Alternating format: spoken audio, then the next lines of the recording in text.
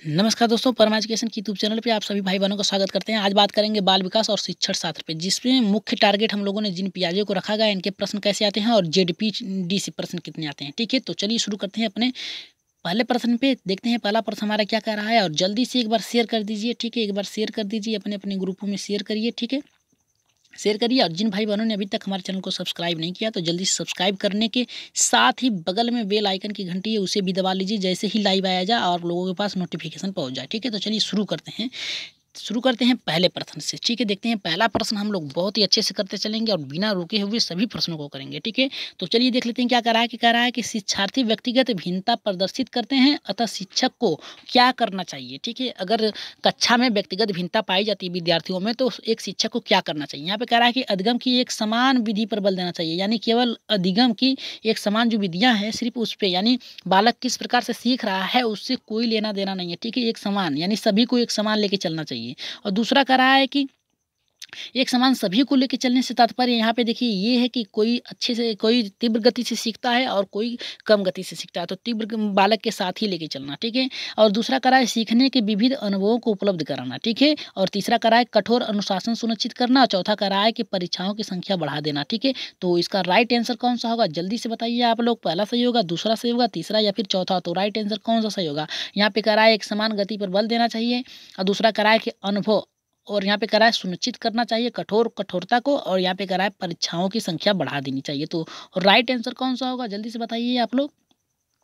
तो right answer जो जाएगा हमारा दूसरे के साथ जाएगा। क्यों दूसरे के साथ जाएगा, यहाँ पे देखिए बालक किस गति से सीखता है। ठीक है, अगर कोई तीव्र गति से सीखता है और कोई निम्न गति से सीखता है बालक, ठीक है, तो उसको ध्यान में न रखते हुए सिर्फ आप जो पाठ्यक्रम है उसको एक समान गति से लेके चलते जा रहे हैं। ठीक है, कोई सीख रहा है कोई नहीं सीख रहा है, इस पर आपसे कोई लेना देना नहीं है। ठीक है, तो ये हमारा गलत हो गया। ठीक है, अब देखिए यहाँ पे कठोर अनुशासन, यानी आपको कठोर रवैया अपनाना चाहिए विद्यालय में, ये तो पहले ही गलत हो गया। ठीक है, हमें बालकों के अनुरूप रुचि के अनुसार पढ़ाना चाहिए। ठीक है, परीक्षाओं की संख्या बढ़ा देनी चाहिए। ठीक है, बालक सीखे या ना सीखे, बस परीक्षा बढ़ा देना चाहिए, ये भी हमारा गलत हो गया। लेकिन राइट आंसर जो जाएगा दूसरे का। चलिए देख लेते हैं एनसीईआरटी ने क्या कहा है।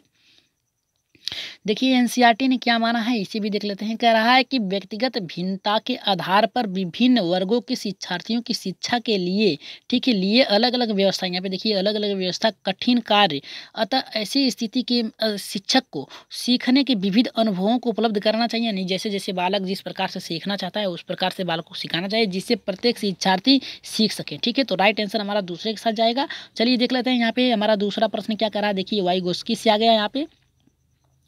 देखिए वाइगोस्की के अनुसार क्या हो रहा है कि वाइगोस्की बच्चों के सीखने के निम्नलिखित किस कारक की महत्वपूर्ण भूमिका पर बल देते हैं। ठीक है, यहाँ पे देखिए जो मनोवैज्ञानिक है वाइगोस्की, ये सीखने के किस पर महत्वपूर्ण भूमिका पर बल देते हैं। पहला कह कि सामाजिक, आनुवंशिकता, यहाँ पे कह रहा है कि नैतिक, और चौथा कह रहा है कि शारीरिक। तो इसका राइट आंसर जो जाएगा हमारा, जल्दी से बताइए कि राइट आंसर हमारा कौन सा होगा। यहाँ पे जो यहाँ पे देखिए कह रहा है कि वाइगोस्की जी हैं, वाइगोस्की महोदय जी हैं, इन्होंने किस पर बहुत ही महत्वपूर्ण भूमिका निभाई है बच्चों के संज्ञानात्मक सीखने के बल पे, सामाजिक पे, अनुवंशिक पे, नैतिक पे या फिर शारीरिक पे। तो इसमें से चारों में से राइट आंसर कौन सा होगा, जल्दी से बताइए। पहला होगा, दूसरा, तीसरा या फिर चौथा।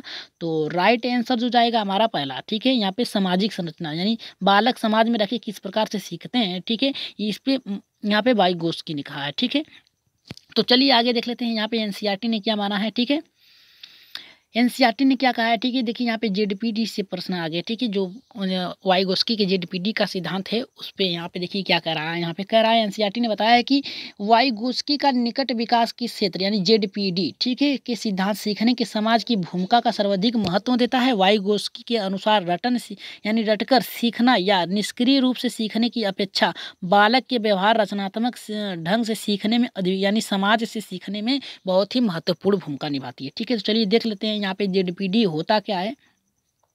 मैराथन क्लास में आप लोगों को बता दिया गया था जेडपीडी से प्रश्न क्या होता है। एक केंद्र होता है जिसके केंद्र में बालक होता है। ठीक है, और इसकी जो कठिनाई होती है उसके समवयस्कों के अनुसार, समवयस्कों के द्वारा, ठीक है, समवयस्क यानी बालक से जो ज़्यादा जानकारी रखता है। ठीक है, यहाँ पे वो समवयस्क होगा, यानी उसके अनुसार या फिर समवयस्क उसके जो बालक के साथ रहते हैं उससे अधिक ज्ञानवान, या फिर शिक्षक के द्वारा या फिर माता पिता या पड़ोस के द्वारा उसकी जो कठिनाई है उसको दूर करना। ठीक है, उसके खाली स्थान को भरना ही जेडपीडी कहलाता है। ठीक है, चलिए आगे देख लेते हैं यहाँ पे क्या कर रहा है हमारा तीसरा क्या कर रहा है। देखिए तीसरा प्रश्न हमारा ये करा कि एक शिक्षिका अपने शिक्षार्थियों को विभिन्न अधिगम यानी विभिन्न अधिगम शैलियों को संतुष्ट करने के लिए वैविधतापूर्व कार्य को उपयोगी बनाती है। ठीक है, ये वह प्रभावित है, यानी किससे प्रभावित है? वह से प्रभावित है। पहला कह रहा है कि जीन पियाजे के संज्ञानात्मक विकास से, और यहाँ पे कह रहा है कोहलबर्ग के नैतिक विकास के सिद्धांत से, और यहाँ पे कह रहा है कि गार्डनर की बहुबुद्धि का यानी हार्वर्ड गार्डनर के जो बहुबुद्धि का सिद्धांत है, ठीक है, उससे, या फिर कह रहा है कि वाइगोत्स्की के सामाजिक और सांस्कृतिक सिद्धांत से। ठीक है, तो इसका राइट आंसर बताइए कौन सा होगा हमारा? यहाँ पे पहला होगा, दूसरा होगा, तीसरा होगा, या फिर चौथा होगा? तो कह रहा है कि एक शिक्षिका जो अपने शिक्षार्थियों के विभिन्न अधिगम शैलियों को संतुष्ट करने के लिए वैविधतापूर्ण कार्य करती है। ठीक है, तो उससे वह प्रभावित हो सकती है। किससे प्रभावित होकर वो कार्य करा रही है? पहला सही होगा, दूसरा सही होगा, तीसरा या फिर चौथा? तो तीसरे का राइट आंसर जो जाएगा यहाँ पे देखिए हमारा हार्वर्ड गार्डनर की बहुबुद्धि का, क्योंकि क्लास में जो होता है, कक्षा में जो होती है, यहाँ पे व्यक्तिगत भिन्नता पाई जाती है। ठीक है, तो हम बहुबुद्धि का सिद्धांत यही दर्शाता है कि क्लास में जो है, कक्षा में जो है, बालक अनेक अनेक पारिवारिक से आते हैं, यानी अनेक संस्कृति से आते हैं, उनकी भाषा अलग होती है, उनकी सीखने की शैली अलग होती है। तो यहाँ पे बहुबुद्धि के अनुसार अब यहाँ पे टीचर को कार्य करना चाहिए। ठीक है, तो राइट आंसर हमारा तीसरा जाएगा, और सभी लोगों का, लगभग सभी लोगों का एकदम सही, तीसरा प्रश्न सही हुआ है। ठीक है, और चलिए आगे बढ़ते हैं अपने, यहाँ पे देखते हैं एनसीईआरटी ने क्या माना है। देखिए एनसीईआरटी ने यहाँ पे कहा है कि शिक्षिका के द्वारा अपने शिक्षार्थियों की विभिन्न अधिगम शैली, यानी उनकी जो सीखने की अधिगम शैलियाँ हैं, संतुष्ट करने के लिए वैविध्यपूर्ण कार्यों को उपयोगी करना तथा हार्वर्ड गार्डनर के बहुबुद्धि के सिद्धांत की ओर इशारा करता है। ठीक है, क्योंकि शिक्षिका कक्षा में विविध बुद्धि लब्धि वाले बच्चों को पढ़ाने के लिए विविध कार्य के पतंजलि, ठीक है, पद्धति, चूँकि पतंजलि कर रही है यहाँ पे, पद्धति का प्रयोग कर रही है। ठीक है, यानी अलग अलग तरीके अपना रही है सिखाने के लिए। ठीक है, तो हमारा तीसरा आंसर जो था सही था। ठीक है, यहाँ पे आप लोगों को साक्ष्य के साथ पढ़ाया जा रहा है, ताकि आप लोगों की जो भी कठिनाइयाँ हैं, ठीक है, एनसीईआरटी ने, ठीक है, एनसीईआरटी ने क्या कहा है, ठीक है, ये फैक्ट आप लोगों को समझ रहे, तो आप लोगों की जो कमियां हैं वो दूर हो सके, ताकि आप लोगों को ये ना रहे कि सर हमारा तो ये पहला सही हो रहा था, तीसरा क्यों सही हो गया, चौथा सही था। ठीक है, तो इसी के लिए साक्ष्य रखा गया है, ताकि आप लोगों की जो कमियां हैं वो दूर होती चली जाए। ठीक है, चलिए देख लेते हैं। यहाँ पे कह रहा है कि एक शिक्षिका अपने आप से कभी भी प्रश्न के उत्तर नहीं देती, यानी एक शिक्षिका है जो अपने आप से कभी भी प्रश्नों को उत्तर नहीं देती, यानी सामने वाले से उत्तर को दिलवाती है। ठीक है, वह अपने विद्यार्थियों, ठीक है, अपने विद्यार्थियों को उत्तर देने के लिए कहती है, समूह चर्चाएं और सहयोगात्मक अधिगम अपनाने के लिए प्रोत्साहित करती है। ठीक है, ये उपागम के सिद्धांत से आधारित, यानी किस सिद्धांत के लिए आधारित है, किस पे आधारित है। ठीक है, यहाँ पे सक्रिय सहभागिता, ठीक है, सक्रिय सहभागिता का ये तात्पर्य होता है बालक जो होते हैं आपस में मेल जोल करके सीखते हैं। ठीक है, और अनुदेशनात्मक सामग्री, यानी जो आप अनुदेश देंगे, आदेश देंगे, उसके अनुसार बालक प्रश्न का उत्तर देता है। ठीक है, यहाँ पे तीसरा कह रहा है कि अच्छा उदाहरण प्रस्तुत करना और भूमिका प्रतिरूप बनाना। ठीक है, तो यहाँ पे देखिए, यहाँ पे उदाहरण तो देंगे, लेकिन यहाँ पे कह रहा है कि भूमिका प्रतिरूप बनाने की बात कर रहा है, यानी जो भूमिका का प्रतिरूप है वो बच्चे बनाए। ठीक है, शिक्षक के द्वारा नहीं, और सीखने से तात्पर्य, ठीक है, तत्परता, ठीक है, यानी सीखने में बालक की तत्परता के कारण वो उत्तर देते हैं। ठीक है, तो यहाँ पे राइट आंसर कौन सा होगा हमारा? जल्दी से बताइए, पहला सही होगा, दूसरा, तीसरा या फिर चौथा? तो राइट आंसर कौन सा होगा? जल्दी से बताइए आप लोग, इसका राइट आंसर कौन सा होगा चौथे का हमारा? तो चौथे का जो राइट आंसर जाएगा यहाँ पे पहला, क्योंकि यहाँ पे सक्रिय भागता, ठीक है, यहाँ पे क्या होता है, बालक जो होते हैं, ठीक है, बालक जो होते हैं आपस में चर्चा पर चर्चा करके शिक्षक का जो जवाब प्रश्न है उसका उत्तर देते हैं, आपस में मेल जोल, यानी सक्रिय भागिता के द्वारा यानी सभी लोगों का एक अपने में क्रम होता है, निर्धारित होता है, जिसके आधार पे वो शिक्षक के, ठीक है, शिक्षक के क्या करते हैं, शिक्षक के उत्तर का प्रश्नों का जवाब देते हैं। ठीक है, मिलजुल के। ठीक है, तो इसीलिए जो शिक्षक है वो प्रश्न पूछती है, और सक्रिय यानी यहाँ पे समूह चर्चा के द्वारा बालक जो होते हैं उसके प्रश्नों के जवाब देते हैं। ठीक है, तो यहाँ पे सक्रिय सहभागिता हमारा राइट आंसर होगा। ठीक है, चलिए देख लेते हैं एनसीईआरटी ने क्या कहा है यहाँ पे। देखिए एनसीईआरटी ने ये कहा है कि समूह चर्चाएं सहयोगात्मक अधिगम विद्यार्थियों के सक्रिय सहभागिता के सिद्धांत को आधारित करता है, यानी अपने में सीखते हैं और सीख के जो कठिनाइयां होती है उसे दूर करते हैं, खुद से निवारण करते हैं, यही समूह परिचर्चा होती है। ठीक है, तो चलिए आगे बढ़ते हैं, देखते हैं यहाँ पे हमारा पांचवा आंसर क्या, प्रश्न क्या कर रहा है। इसका आंसर तो सभी लोगों को देना है, और देखते हैं सबसे पहले इस प्रश्न का उत्तर किसका आता है। ठीक है, इसका उत्तर सबसे पहले किसका आता है। ठीक है, तो कह रहा है कि निम्नलिखित में से कौन सा शिक्षक से संबंधित अधिगम को प्रभावित करने वाला कारक है। ठीक है, यहाँ पे कह रहा है शिक्षक से संबंधित कौन सा अधिगम है जो प्रभावित करता है। ठीक है, तो यहाँ पे देख लेते हैं पहला क्या कह रहा है हमारा, विषय वस्तु में प्रवीणता, यहाँ पे कह रहा है बैठने की उचित व्यवस्था और शिक्षक अधिगम संसाधनों का उपयोग, और यहाँ पे कह रहा है कि विषय वस्तु की अधिगम अधिगम अनुभवों की प्रकृति। तो ये थोड़ा सा कठिन है, ठीक है, इसका स्तर थोड़ा सा कठिन है यहाँ पे, क्योंकि बालक के को छोड़ के यहाँ पे शिक्षक से संबंधित अधिगम को दे दिया है, ठीक है। तो इसका राइट आंसर कौन सा होगा, आप लोग जल्दी से बताइए, पहला सही होगा, दूसरा सही होगा, तीसरा या फिर चौथा। तो राइट आंसर इसका बताइए जल्दी से, देखते हैं कि सबसे पहले इसका आंसर कौन देता है और किसका सही होता है।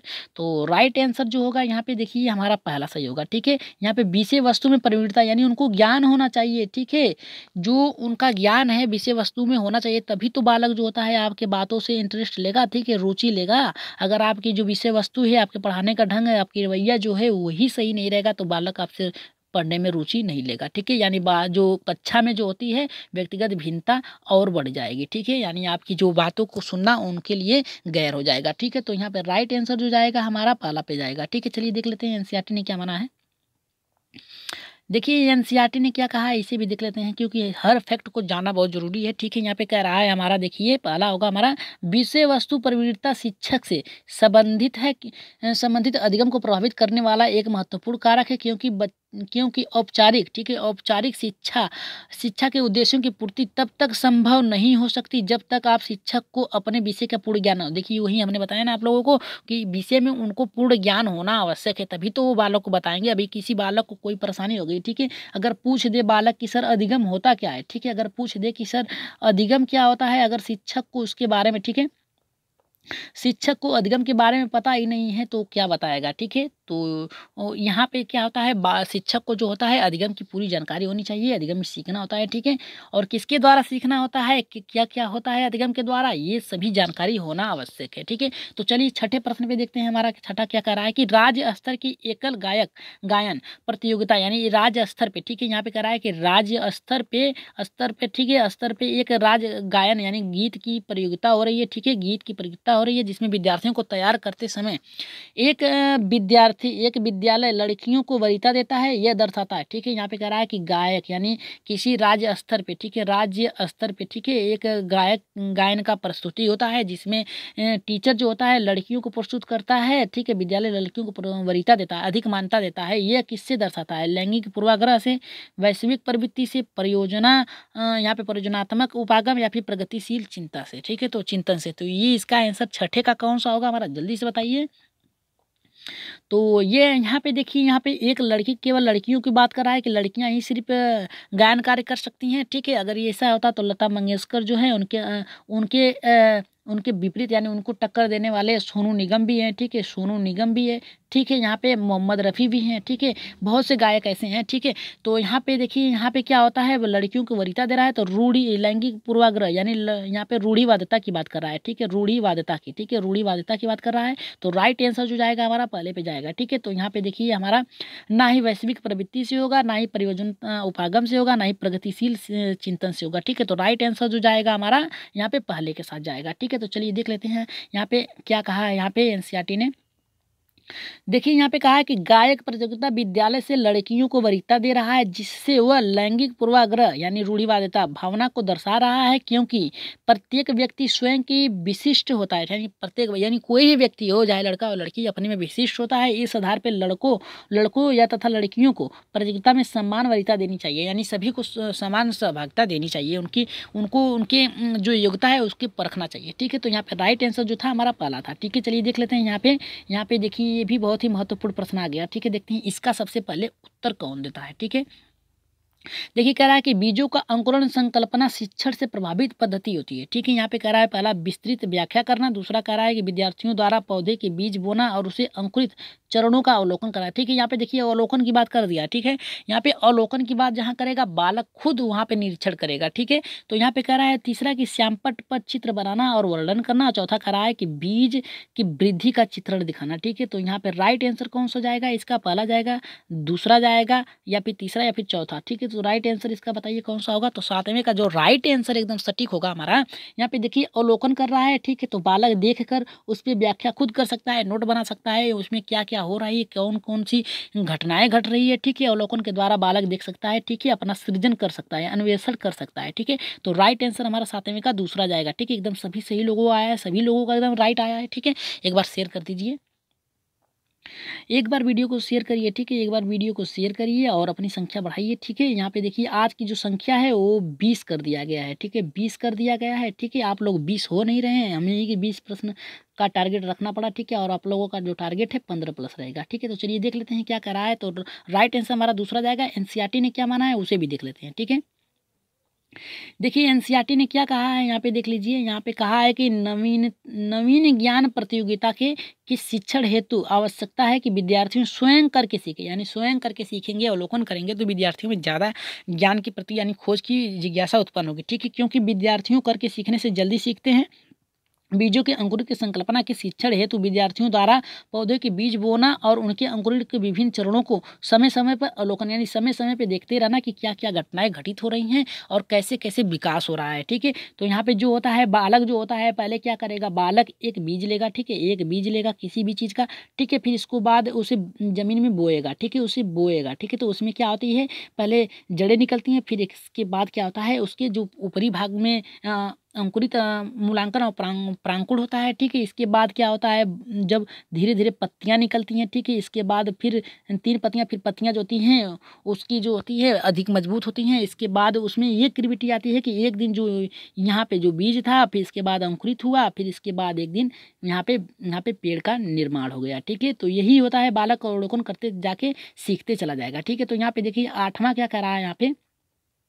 8वां प्रश्न बहुत ही महत्वपूर्ण है, कह रहा है कि जब बच्चा फेल होता है, यहाँ पे देखिए बच्चों से तात्पर्य है, ये प्रश्न बहुत ही महत्वपूर्ण है, ठीक है? इसका तात्पर्य क्या है, यानी जब बच्चा फेल हो जाता है इसका तात्पर्य क्या है, इसमें किसकी दोष होती है, ठीक है? माता पिता, विद्यालय या फिर किसी और की, ठीक है? तो यहाँ पे कह रहा है कि बच्चा पढ़ाई करने के लिए योग्य नहीं है, ठीक है? दूसरा कह रहा है कि बच्चे उत्तरों को सही तरीके से नहीं नहीं किया, यानी जो उत्तर है उसका सही तरीके से प्रस्तुत नहीं कर पाया। तीसरा कह रहा है बच्चे को यहाँ पे प्राइवेट ट्यूशन लेनी चाहिए थी और यहाँ पे करा यहाँ पे व्यवस्था फेल हुई, ठीक है? तो इसका राइट आंसर कौन सा होगा, देखिए यहाँ पे जल्दी से बताइए कि यहाँ पे राइट आंसर कौन सा होगा 8वें का हमारा।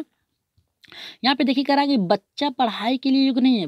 अगर बच्चा पढ़ाई के लिए योग्य नहीं है तो क्या वृद्ध होगे, वृद्धावस्था में पढ़ाई की योग्यता होगी? नहीं, ये हमारी गलत होगी, ठीक है? यहाँ पे कह रहा है कि बच्चे ने उत्तरों को सही तरीके से नहीं दिया। अगर बच्चे को आप ठीक से पढ़ाया ही नहीं तो बालक उत्तर कैसे देगा, ठीक है? क्लास में आए, आप अपना प्रोजेक्ट लिए और उसे बस सुना के चले गए, यानी उनकी कठिनाई क्या है, उनका स्तर क्या है वो नहीं जाने आपने, उनकी कि वो सीख रहे हैं अच्छे से कि नहीं सीख रहे हैं, ये भी हमारा गलत हो गया। अब देखिए तीसरा कह रहा है कि बच्चे को प्राइवेट ट्यूशन देना, यानी आप विद्यालय में जो पढ़ाएंगे क्या उससे अच्छा ट्यूशन में पढ़ा दिया जाएगा? नहीं।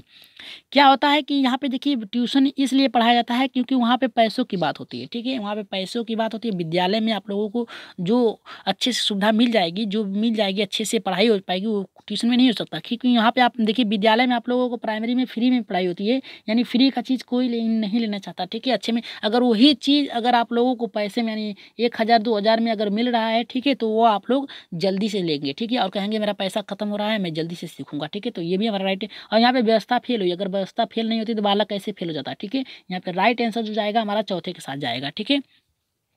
तो राइट आंसर हमारा चौथा होगा। चलिए देख लेते हैं एनसीईआरटी ने क्या माना है, ठीक है? चलिए देख लेते हैं 8वां क्या कह रहा है यहाँ पे। देखिए यहाँ पे कह रहा है कि विद्यालय बच्चों के मानसिक, शारीरिक, चारित्रिक, समुदाय, राष्ट्रीय तथा अंतर्राष्ट्रीय विकास करने में साथ साथ उनकी शैक्षणिक उपलब्धियों को दिशा निर्देशित करता है, ठीक है? ऐसी स्थिति में अगर बच्चा फेल हो जाता है तो इसका तात्पर्य है कि व्यवस्था फेल है, ठीक है? जो विद्यालय में बालक के समुचित ज्ञान का निवारण होता है, ठीक है? यानी उनको क्या कठिनाई उससे बताया जाता है, ठीक है? अगर वो अच्छे से उपलब्ध नहीं है तो आप समझ लीजिए कि विद्यालय की व्यवस्था फेल है, ठीक है? तो राइट आंसर हमारा चौथा था, ठीक है? चलिए यहाँ पे 9वां देख लेते हैं क्या कह रहा है कि 9वां प्रश्न हमारा बहुत ही महत्वपूर्ण कह रहा है कि शिक्षण अधिगम पर बल देने वाला परिवर्तन हो सकता है, यानी जो शिक्षण अधिगम है उस पर बल देने से उसमें परिवर्तन हो सकता है किसका? पहला कह रहा है कि परीक्षा परिणामों पर केंद्रित होकर, यहाँ पे कह रहा है बाल शिक्षा पद्धति अपनाकर, यहाँ पे कह रहा है रटने की प्रोत्साहित करके, यहाँ पे कह रहा है अग्र शिक्षण की तकनीक अपनाकर, ठीक है? तो यहाँ पे 9वें का आंसर क्या होगा यहाँ पे आप लोगों को बता दें, ठीक है? अग्रणी शिक्षण तकनीकी, यानी शिक्षण तकनीकी जो होगी आप अधिकतर उसका उपयोग करके आप बालकों को नहीं सिखा सकते। ठीक है, यहाँ पे देखिए तकनीक की बात किया है। ठीक है, यहाँ पे अग्रणीय, यहाँ पे शिक्षण तकनीक की बात करता तो ठीक है, अग्रणीय शिक्षण की पद्धति करा है, यानी आगे वाली पद्धति की बात करा है। ठीक है, तो यहाँ पे प्राइमरी लेवल पे जो बालक होता है, प्राइमरी लेवल पर इसका कोई लाभ नहीं है। ठीक है, बालक यहाँ पे खेल कूद के माध्यम से सीखता है। यहाँ पे देखिए रटन एनसीएफ ने कहा है। ठीक है, एनसीएफ ने कहा है, एनसीएफ 2005 ने कहा है कि रटन पद्धति से मुक्त करना। ठीक है, तो ये दोनों तो हमारा ऐसे ही कट गया। अब आप लोगों का बचा 2। ठीक है, अब 2 का आंसर बताइए, दोनों में से कौन सा सही होगा। परीक्षा परिणामों पर केंद्रित होकर बालकों को पढ़ाया जा सकता है या फिर बाल केंद्रित शिक्षा पद्धति अपनाकर। ठीक है, तो राइट आंसर जो जाएगा हमारा यहाँ पे दूसरा जाएगा। ठीक है, दूसरा हमारा राइट आंसर होगा। क्यों राइट आंसर होगा, यहाँ पे देखिए परीक्षा परिणामों पर केंद्रित, यहाँ पे उच्च स्तर की बात कर दिया है। ठीक है, उच्च स्तर की बात किया है। ठीक है, तो राइट आंसर हमारा दूसरे पे जाएगा। ठीक है, यहाँ पे हमारा दूसरे स्तर पे जाएगा, क्योंकि प्राथमिक स्तर की जो प्रणाली होती है, शिक्षक प्रणाली अधिगम होती है, वो क्या होती है, बाल केंद्रित होती है। ठीक है, यहाँ पे लोकतंत्रात्मक होती है। ठीक है, चलिए आगे बढ़ते हैं, देखते हैं एनसीएफ ने क्या माना है, यहाँ पे एनसीईआरटी ने क्या माना है। ठीक है, यहाँ पे देखिए करा है कि शिक्षण 4 चरणों वाली एक प्रक्रिया है जिसमें योजना, निर्देशन, मापन और मूल्यांकन किया जाता है। ठीक है, होकर गुजरती है। बालक केंद्रित शिक्षा पद्धति को अपनाकर शिक्षण माध्यम से अधिगम को शिक्षार्थियों के लिए व्यापक बनाया जा सकता है। ठीक है, यानी इन चारों योजनाएं, ठीक है, इन चारों योजनाओं, ठीक है, यहाँ पे योजना के द्वारा, निर्देशन के द्वारा, मापन और मूल्यांकन के द्वारा शिक्षण प्रक्रिया को बहुत ही महत्वपूर्ण यानी उपयोगी बनाया जा सकता है। ठीक है, तो बाल केंद्रित बनाया जा सकता है, तो राइट आंसर हमारा दूसरा था। ठीक है, बाल केंद्रित होकर। ठीक है, यहाँ पे देखिए ये समावेशी शिक्षा से ले लिया गया है। इसका आंसर सभी लोग बताइए कि समावेशी शिक्षा जो होती है इसका तात्पर्य क्या है। ठीक है, इससे प्रश्न को करने से पहले बता दें कि जल्दी से एक बार और शेयर कर दीजिए। ठीक है, एक बार मेरे कहने से शेयर कर दीजिए, जल्दी से शेयर कर दीजिए और संख्या बढ़ा लीजिए अपनी। ठीक है, चलिए देख लेते हैं क्या करा है। समावेशी शिक्षा क्या होती है, यहाँ पे करा है हाशिए पर स्थिति वर्ग शिक्षकों को सम्मिलित करने से संबंधित है। दूसरा करा है कक्षा में विविधता उत्सव मनाने से करा है, और यहाँ पे करा है तीसरा करा है कि दाखिले संबंधित कठोर प्रक्रिया को अपना बढ़ावा देती है, और यहाँ पे करा है तीसरा की तथ्यों और शिक्षा यहाँ पे मातरोपण से संबंधित है। ठीक है, तो 10वें का राइट आंसर कौन सा होगा हमारा, यहाँ पे जल्दी से बताइए। समावेशी शिक्षा क्या होती है। ठीक है, समावेशी में सभी प्रकार के, सभी वर्गों, सभी बालकों को सम्मिलित किया जाता है, जिसका राइट आंसर होगा हमारा दूसरा। क्यों होगा, यहाँ पे विविधता, यहाँ पे देखिए विविधता पाई गई है। ठीक है, यहाँ पे हाशिए, यहाँ पे कठोरता की बात कर रहा है। दाखिला देने से कुछ नहीं होगा। ठीक है, जब तक बालकों में आप जिज्ञासा की प्रवृत्ति नहीं कर सकते, यानी उनके स्तर को नहीं जान सकते, तब तक आप वहाँ पे दाखिले सिर्फ कठोर प्रक्रिया नहीं अपना सकते। ठीक है, यहाँ पे आपको यहाँ पे सकारात्मक सोच के साथ बालकों को साथ रहे हैं, तथ्यों की शिक्षा को मात्रोपण करना सीखे। ठीक है, यहाँ पे जो तथ्य हैं उसका शिक्षण के द्वारा बालकों पे कैसे समावेशित कर सकते हैं। ठीक है, राइट आंसर जो जाएगा हमारा यहाँ पे दूसरा होगा, क्योंकि यहाँ पे देखिए विविध प्रकार, यानी समावेशी में विभिन्न प्रकार के जो बालक होते हैं वही सम्मिलित होते हैं। ठीक है, समावेशी शिक्षा का यही तात्पर्य होता है कि सभी बालकों को एक साथ लेके चलना। ठीक है, तो अगर आप लोगों को समावेशी पूछ रहा है और विभिन्न दे दिया जहाँ भी प्रश्नों में, तो उसको राइट मार दीजिए। ठीक है, क्योंकि समावेशी कक्षा में विभिन्न प्रकार के व्यक्तित्व भिन्नता पाई जाती है, तो राइट आंसर हमारा दूसरा जाएगा। चलिए देख लेते हैं यहाँ पे 10वां क्या कर रहा है। देखिए यहाँ पे 10वां ये कह रहा है कि हमारा विभिन्न क्षमताओं वाले बच्चों को नियमित कक्षाओं से अन्य बिना किसी अक्षमता वाले बच्चों के साथ शामिल करना। देखिए वहीं पे हुआ ना विभिन्नता भिन्नता वाली, और समावेशी शिक्षा का मुख्य उद्देश्य, अतः समावेशी शिक्षा कक्षा में विविधता का उत्सव मनाती है। ठीक है, यहाँ पे जो विभिन्न प्रकार के छात्र आते हैं, अपनी अपनी बोलियाँ, अपनी जो संस्कृति लेके आते हैं, बालक जो होता है उसे सीखता है और अपने में खोए रहते हैं, और चर्चा परिचर्चा के द्वारा वहाँ पे सीख लेते हैं। ठीक है, अपने में ही चर्चा के द्वारा एक भाषा से दूसरे भाषा को सीख लेते हैं। ठीक है, तो राइट आंसर हमारा दूसरा था। अब 11वां हमारा क्या कर रहा है ये भी देख लेते हैं। कह रहा है हमारा कि निम्नलिखित में से कौन सा वस्तुनिष्ठ प्रश्न है। ठीक है, वस्तुनिष्ठ प्रश्न पूछ रहा है। ठीक है, तो यहाँ पे कह रहा है कि निबंधनात्मक प्रश्न, लघु उत्तरात्मक प्रश्न, मुक्त उत्तर वाले प्रश्न, यहाँ पे सत्य असत्य वाले प्रश्न। ठीक है, तो यहाँ पे वस्तुनिष्ठ वाले प्रश्न पूछ रहा है, तो राइट आंसर कौन सा होगा हमारा, जल्दी से बताइए। देखिए वस्तुनिष्ठ जो प्रश्न होता है उसमें क्या होता है। ठीक है, वस्तुनिष्ठ प्रश्न में क्या होता है आप लोग पहले ये जान लीजिए। वस्तुनिष्ठ जो प्रश्न आता है उसमें आप लोगों से एक प्रश्न पूछा जाएगा और 4 ऑप्शन दिए जाएंगे। ठीक है, तो अब आप बता सकते हैं कौन सा हमारा सही होगा। ठीक है, आप लोगों से एक प्रश्न पूछा जाएगा। ठीक है, पूछ दिया जाएगा कि दिल्ली भारत की क्या है। ठीक है, या फिर कि भारत की राजधानी क्या है। ठीक है, आपसे पूछ दिया जाएगा और 4 ऑप्शन आप लोगों को दिया जाएगा। ठीक है, तो आप लोगों को इन चारों ऑप्शनों में से ठीक है, एक-एक ऑप्शनों को बताना है, ठीक है, कौन सा राइट आंसर उसे ही बताना है। तो यहाँ पे कौन सा होगा, वस्तुनिष्ठ हमारा निबंधनात्मक होगा, या फिर लघुत्तरात्मक होगा, या फिर मुक्त अंत वाले प्रश्न होंगे, या फिर सत्य असत्य वाले होंगे। ठीक है, तो राइट आंसर जो जाएगा हमारा चौथे के साथ जाएगा, सत्य असत्य। ठीक है, वस्तुनिष्ठ प्रश्न जो होते हैं सत्य असत्य। ठीक है, निबंधनात्मक में क्या होगा, बालक तर्क के द्वारा तर्क अधिक करता है। ठीक है, यहाँ पे बहुत ही बड़े प्रश्न होते हैं। ठीक है, इसमें सभी को प्रश्न लघु उत्तरात्मक प्रश्न है। ठीक है, यहाँ पे आप लोग प्रश्न देते होंगे तो वहाँ पे देख लेते होंगे, लघु उत्तरात्मक जो प्रश्न होते हैं उच्च शिक्षण प्रणाली में आप लोगों को अधिक मिलता है। ठीक है, मुक्त अंत वाले अभिसारी प्रश्न होते हैं। ठीक है, तो राइट आंसर जो जाएगा हमारा चौथे के साथ जाएगा। चलिए देख लेते हैं आगे, 12वां प्रश्न देख लेते हैं क्या कह रहा है यहाँ पे। 12वां प्रश्न सॉरी, 12वां प्रश्न क्या कर रहा है देख लेते हैं। निम्नलिखित में से कौन सा प्रगतिशील शिक्षा की विशेषता है। यहाँ पे देखिए, प्रगतिशील शिक्षा की विशेषता कौन कौन सा है। पहला कह रहा है हमारा कि समय सारणी पर बैठने की व्यवस्था और लचीलापन। दूसरा कह रहा है कि केवल प्रस्तावित पाठ्य पुस्तकों पर आधारित अनुदेशन। और तीसरा कह रहा है कि परीक्षाओं में अच्छे अंक प्राप्त करने पर बल। और चौथा कह रहा है कि बार बार ली जाने वाली परीक्षाएं। ठीक है, तो यहाँ पे राइट आंसर कौन सा होगा हमारा, यहाँ पे कह रहा है प्रगतिशील शिक्षा की बात कर रहा है। राइट आंसर पहला होगा, दूसरा होगा, तीसरा या फिर चौथा, कौन सा सही होगा जल्दी से बताइए। 12वें का हमारा, तो 12वें के आंसर जो होगा हमारा यहाँ पे पहला होगा। ठीक है, यहाँ पे देखिए लचीला परीक्षा का जो वहाँ पे जो बालक पाठ्य पुस्तक पढ़ाई जा रही है उसमें लचीलापन हो, यानी बालक के स्तर के अनुसार आप होना चाहिए। ठीक है, ये नहीं कि बालक 1 में पढ़ रहा है आप कक्षा 5 के प्रश्नों को बताएं। ठीक है, तो राइट आंसर जो जाएगा हमारा पहले के साथ जाएगा। यहाँ पे देखिए केवल प्रस्तावित करने की बात कर रहा है। ठीक है, ये भी गलत है हमारा। और परीक्षाओं के अंक पर बल देना चाहिए, बालक कितना अंक पाया उस पर बल देना चाहिए। बार बार ली जाने वाली परीक्षाएं से कुछ नहीं होगा जब तक बालक कुछ सीखेगा नहीं। ठीक है, तो राइट आंसर हमारा यहाँ पे पहले पे जाएगा। ठीक है, तो राइट आंसर हमारा पहला होगा। ठीक है, चलिए आगे बढ़ रहे हैं। 13वें प्रश्न पे देखते हैं, यहाँ पे जीन पियाजे से लिया गया है। ठीक है, यहाँ पे जीन पियाजे से लिया गया है। तो ठीक है, इसका आंसर कौन सा होगा हमारा, पहला कह रहा है कि जीन पियाजे के संज्ञानात्मक विकास।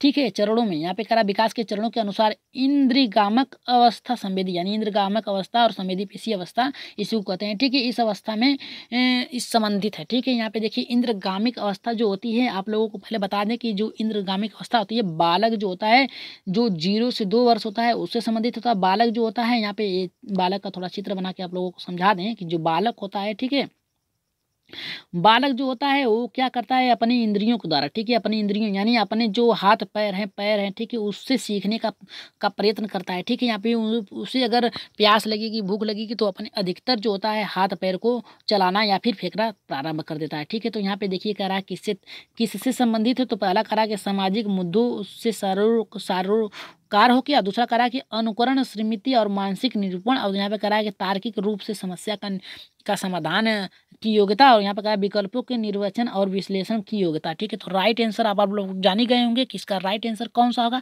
हमने अभी बता दिया आप लोगों को जो यहाँ पे इंद्रजनित गामक अवस्था होती है 0 से 2 वर्ष होती है। ठीक है, बालक के, तो 0 से 2 वर्ष में बालक क्या कर सकता है। देखिए यहाँ पे अब हम लोग पहले आप लोगों को ये याद रखिएगा, प्रश्न में आप लोग जब जैसे ही बैठिएगा पेपर में, तो आप लोग अगर जिस स्तर पे पूछा है तो पहले उसको क्या करेंगे, आप उस स्तर को पहले लिख लेंगे। ठीक है, यहाँ पे इंद्रजनित गामक अवस्था बोला है तो सबसे अच्छा ट्रिक यही होगा कि जिसकी अवस्था दी गई उसको लिख लें। अब देखिए कि बालक 0 से 2 वर्ष में क्या कर सकता है, सामाजिक मुद्दों को सारोकार कर सकता है, नहीं कर सकता। 2 वर्ष में कहाँ से बालक सामाजिक अनुकरण को सीख सकता है, अनुकरण और स्मृति के मानसिक निरूपण कर सकता है। ये हमारा राइट आंसर होगा। यहाँ पे देखिए तार्किक चिंतन जो होता है हमारा, यहाँ पे जो होगा किशोरावस्था में होगी। ठीक है, किशोरावस्था में होगी। ठीक है, याद रखिएगा किशोरावस्था में। और विकल्पों का विश्लेषण भी किशोरावस्था में होगी। ठीक है, यहाँ पे बालक जो होता है अपने ज्ञान इंद्रियों को प्रयोग करेगा, यानी मानसिक का निरूपण करेगा और स्मृति भंडार और अनुकरण करके सीखते चला जाएगा। ठीक है, तो राइट आंसर हमारा तीसरे के साथ जाएगा। अगर सहमत है तो एक बार यस करिए, एक बार यस करिए। ठीक है, अगर सहमत है इस प्रश्न से तो यस करिए। ठीक है, संज्ञानात्मक इंद्रजनित गामक अवस्था की बात किया है तो 0 से 2 वर्ष होता है। तो 0 से 2 वर्ष में बालक अनुकरण करता है, स्मृति का भंडारण करता है और मानसिक अपने सोच के द्वारा प्रस्तुत करता है। ठीक है, तो चलिए देख लेते हैं यहाँ पे क्या कह रहा है। जीन पियाजे के संज्ञानात्मक विकास में इसे भी रखा गया है ताकि आप लोगों का डाउट क्लियर होता चला जाए। कह रहा है कि जीन पियाजे के अपने संज्ञानात्मक विकास को 4 चरणों में बांटा गया है। पहला कह रहा है कि इंद्रजनित गामक अवस्था 0 से 2 वर्ष होती है। शिशु अपने संवेदी अनुभव शारीरिक क्रियाओं के साथ समन्वय करते हुए संसार के अन्वेषण यानी खोजों को करता है और यहाँ पे अनुकरण, स्मृति और मानसिक निरूपण की व्यवस्था को प्रस्तुत करता है। ठीक है, तो यहाँ पे राइट आंसर हमारा जो था दूसरा था। ठीक है, चलिए आगे बढ़ते हैं अपने आगे बढ़ते हैं। आप कहेंगे कि सर अन्वेषण यहाँ पे बालक कैसे खोज कर सकता है, ठीक है। 0 से 2 वर्ष में बालक जो होता है कैसे खोज कर सकता है। आप लोगों को पता होगा कि आप लोगों ने पढ़ा था जीन पियाजे का एक बालक होता है छोटा, वो रेंगते रेंगते यानी चलते चलते चला जाता है। एक दीपक होता है, ठीक है। यहाँ पे देखिए 0 से 2 वर्ष में बालक जो होता है वो रेंगते रेंगते एक स्थान से दूसरे स्थान जाता है, और यहाँ पे दीपक होती है, ठीक है, दिया होती है और लौ जलते रहता है, ठीक है। अगर उसे छूता है बालक जो होता है तो जल जाता है, दोबारा उसे छूने की कोशिश नहीं करता है, तो यहीं पे खोज कर लेता है, ठीक है, कि दोबारा हम उसे छुएंगे तो फिर जल जाएंगे, ठीक है। तो चलिए देख लेते हैं यहाँ पे 14वां हमारा क्या कर रहा है।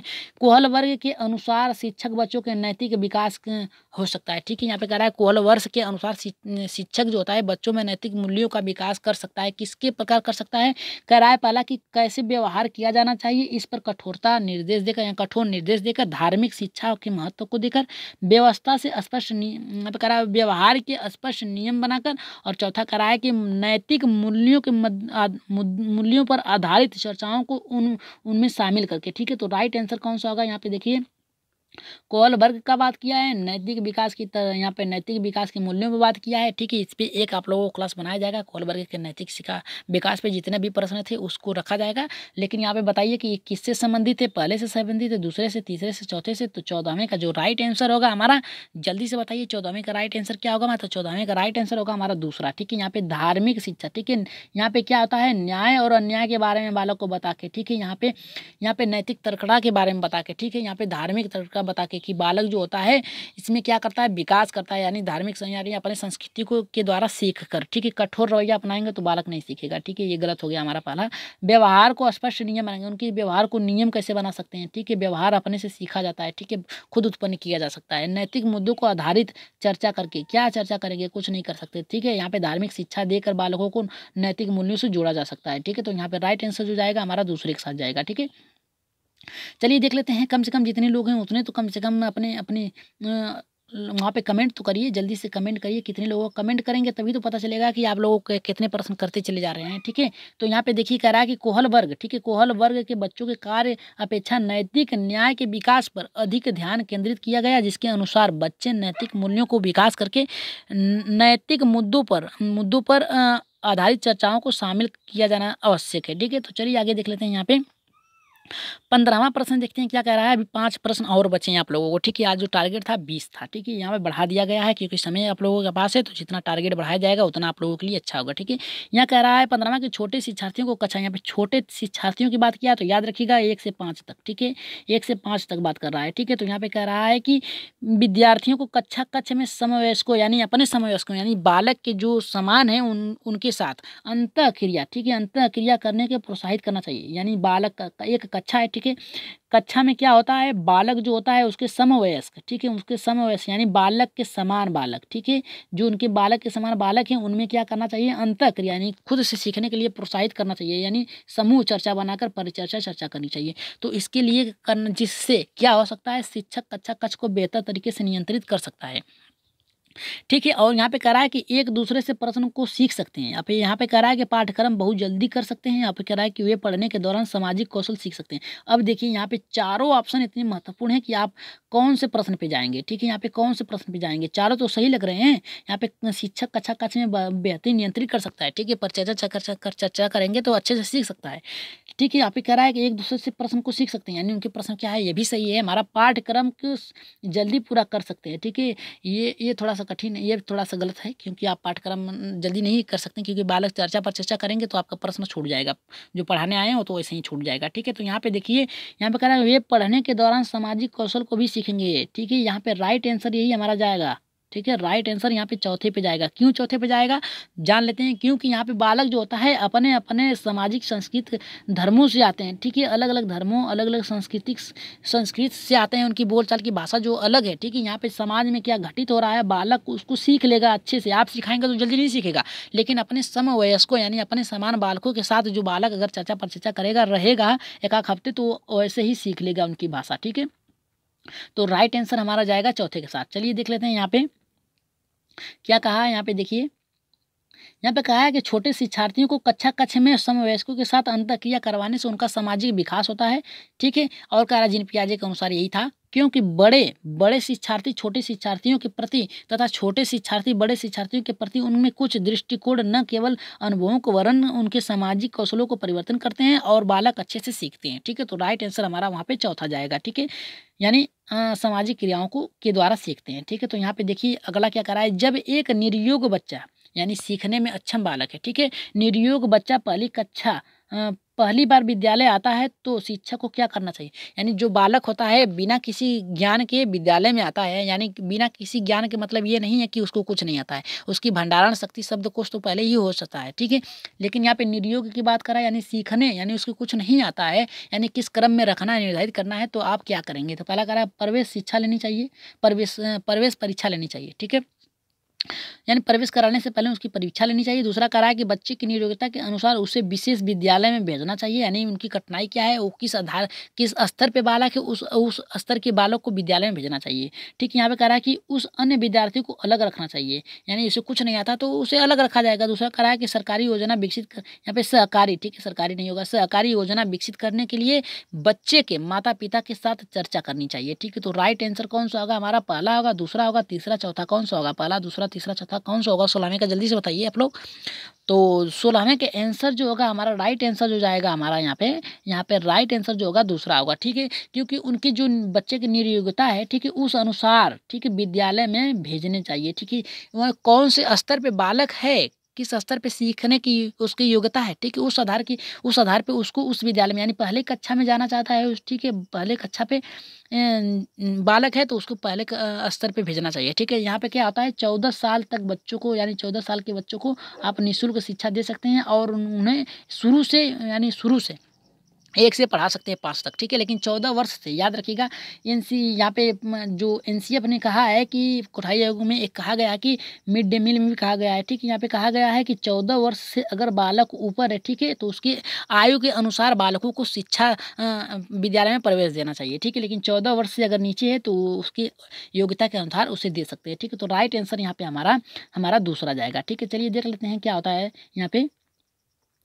देखिए यहाँ पे कह रहा है कि हमारा कह रहा है कि जब एक निर्योग बच्चा पहली कक्षा में विद्यालय में प्रवेश आता तो शिक्षक उसकी नियोग्यता के आधार पर उसे विशेष विद्यालय में भेजने के प्रस्ताव देना चाहिए, क्योंकि ऐसे बालकों को अधिगम समायोजन संबंधित विभिन्न समस्याओं का सामना करना पड़ता है, जिससे हीन भावना का उत्पन्न होता है। ठीक है, विद्यालय में हीन भावना भी उत्पन्न हो सकती है। ठीक है, अगर आप प्रश्न पूछ रहे हैं उसे नहीं आ रहा है तो बालक उसके मजाक उड़ाएंगे। ठीक है, अगर एक की बजाय दूसरे क्लास में उसे भेजें, ठीक है, तो उससे पहले स्तर के ही, अगर पहले स्तर के लायक है तो पहले स्तर पे ही भेजना चाहिए। ठीक है, तो राइट आंसर हमारा दूसरा था।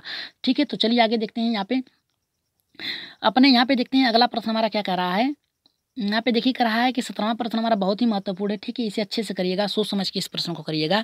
कह रहा है कि प्राय शिक्षार्थियों की त्रुटि की ओर संकेत करता है, यानी जो शिक्षार्थी हैं उनकी त्रुटियों की ओर संकेत करता है। किस पे संकेत करता है कि शिक्षार्थियों के सामाजिक आर्थिक स्तर पे वे कैसे सीख रहे हैं, या फिर यांत्रिक अभ्यास की आवश्यकता पे, या फिर सीखने की अनुपस्थिति पे। ठीक है, यह प्रश्न बहुत ही महत्वपूर्ण है। ठीक है, इसे आप लोग इस प्रश्न को जल्दी से इसका आंसर दीजिए। देखते हैं सबसे पहले किसका उत्तर आता है। ठीक है, उत्तर सबसे पहले किसका आता है, जल्दी से बताइए। इसका आंसर क्या होगा हमारा, पहला होगा, दूसरा होगा, तीसरा होगा, चौथा। ठीक है, इसका आंसर पहला, दूसरा, तीसरा या फिर चौथा कौन सा सही होगा 17वें का हमारा, तो 17वें का राइट आंसर होगा हमारा यहाँ पे अभ्यास। ठीक है, यहाँ पे राइट आंसर जो होगा हमारा अभ्यास। ठीक है, यहाँ पे जो त्रुटि होती है उसे बार बार अभ्यास के द्वारा उसे ठीक किया जा सकता है। ठीक है, तो राइट आंसर जो जाएगा हमारा यहाँ पे तीसरा होगा। ठीक है, यांत्रिक यानी जो सीखने की गति है उस पर अधिक अभ्यास करना चाहिए, कि उनकी त्रुटियाँ क्या है उसे अधिक प्रबल करनी चाहिए। ठीक है, तो राइट आंसर हमारा तीसरे के साथ जाएगा। चलिए देख लेते हैं यहाँ पे।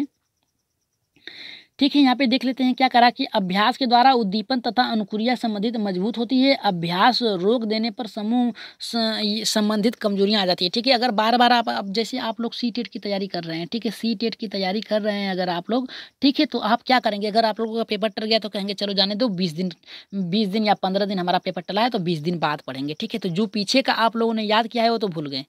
ठीक है, आप ये लगातार पढ़ाई करते चलेंगे, लगातार अभ्यास करते चलेंगे तो आपकी जो त्रुटि है वो तो मजबूत होगी, साथ में जो आप लोग पढ़े हैं वो भी आप लोगों का मस्तिष्क में स्टोर रहेगा। ठीक है, तो राइट आंसर हमारा तीसरा जाएगा। ठीक है, चलिए देख लेते हैं यहाँ पे।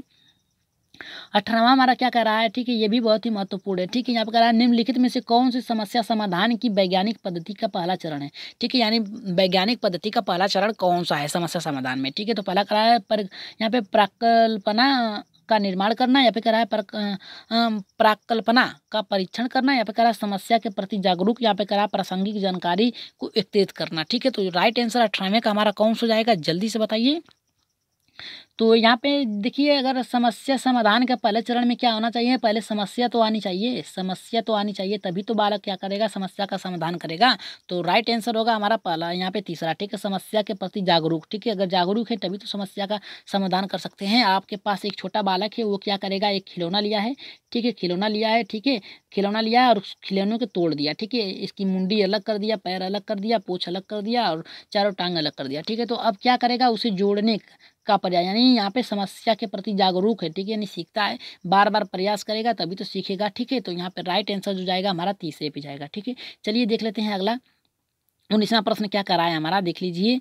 यहाँ पे करा कि मानव व्यक्तिगत परिणाम, यानी मानव के व्यक्तित्व परिणाम क्या होते हैं। पहला करा है कि केवल आनुवंशिकता, दूसरा करा है पालन पोषण और शिक्षा का, दूसरा आनुवंशिकता और वातावरण की अंतःक्रिया का, और यहाँ पे करा है केवल वातावरण का। तो राइट आंसर बताइए, मानव के व्यक्तिगत परिणाम क्या होते हैं, ठीक है।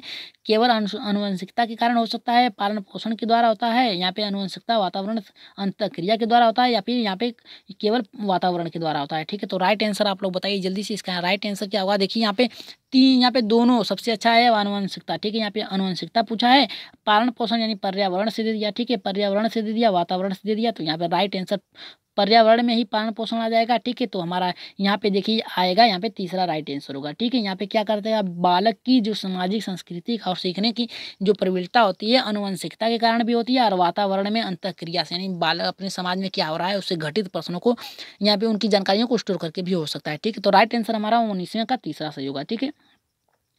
एक बार आप लोगों से कहेंगे कि जल्दी से शेयर, एक बार फिर कहेंगे कि शेयर करिए, जल्दी से शेयर करिए, आप लोग शेयर कर नहीं रहे हैं, ठीक है। और जितने लोग हैं कम से कम उतने लोग तो कमेंट करिए, कमेंट करते जाइए, ठीक है, कमेंट करते जाइए, क्योंकि हर प्रश्न आप लोगों के लिए बहुत ही महत्वपूर्ण है, ठीक है। कौन सा प्रश्न आ जाए कोई भरोसा नहीं, ठीक है। तो यहाँ पे चलिए देख लेते हैं, यहाँ पे क्या कर रहा है हमारा, करा के शिक्षण अधिगम प्रक्रिया के व्यक्तिगत रूप पर ध्यान देना महत्वपूर्ण है, क्योंकि यानी करा कि जो शिक्षण है अधिगम प्रक्रिया के व्यक्तिगत रूप से ध्यान देना महत्वपूर्ण। पहला कह रहा है कि बच्चों की विकास दर भिन्न भिन्न होती है और भिन्न तरीकों से सीख सकते हैं, ठीक है।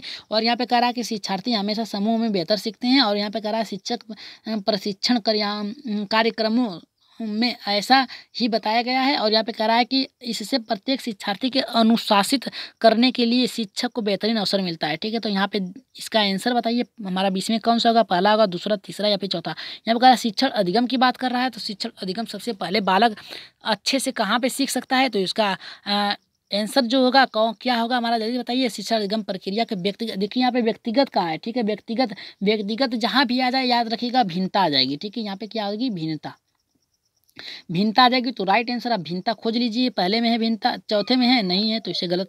यहाँ पे देखिए तीसरे में है, इसमें भी नहीं है। यहाँ पे कह रहा है समूह चर्चा, जब बालक में भिन्नता रहेगी तभी तो करेगा, तो यहाँ पे ये भी गलत। यहाँ पे देखिए ये कह रहा है कि बच्चों की विकास दर भिन्न होती है, यानी सही है कि विकास दर यानी बढ़ोतरी, यानी उनकी शारीरिक विकास, मानसिक विकास जो होती है भिन्न होती है, सभी एक समान नहीं होती, विभिन्न तरीकों से सीखते हैं, ठीक है, अलग अलग शैलियों के द्वारा सीखते हैं। तो राइट आंसर जो जाएगा हमारा यहाँ पे हमारा पहला जाएगा, ठीक है। तो 20वें का राइट आंसर जो था हमारा यहाँ पे 20वें का राइट आंसर जो था हमारा यहाँ पे पहला था, ठीक है। तो आज के प्रश्न कैसे लगे, उत्तर नीचे दिए गए हैं, ठीक है, आप लोग देख लीजिएगा, और जल्दी ही PDF उपलब्ध किया जाएगा। आप लोगों को एक बात कहेगी कि एक पुस्तक थी उसे हम मंगवा रहे हैं, ठीक है, वर्ष था, ठीक है। यहाँ पे देखिए एक पुस्तक हम लोगों ने आपसे कहा था कि वो पुस्तक दे दीजिए, हमने कहा था ठीक है दे देंगे। यहाँ पे वर्ष होगा, ठीक है, वर्षवार पुस्तक है, ठीक है, वार पुस्तक है, उसे हम लोग आप लोग मंगा रहे हैं, अभी आया नहीं है, ठीक है, 1-2 दिन में आ जाएगा। जैसे ही आ जाएगा तो इस पुस्तक को, ठीक है, वर्षवार को, ठीक है, वर्षवार को आप लोगों के समझ एक PDF फाइल करके आप लोगों को दे दिया जाएगा, ठीक है, अभी आया नहीं है, ठीक है। तो आ जाएगा, तो जैसे ही हम PDF बना के आप लोगों को दे देंगे, ठीक है।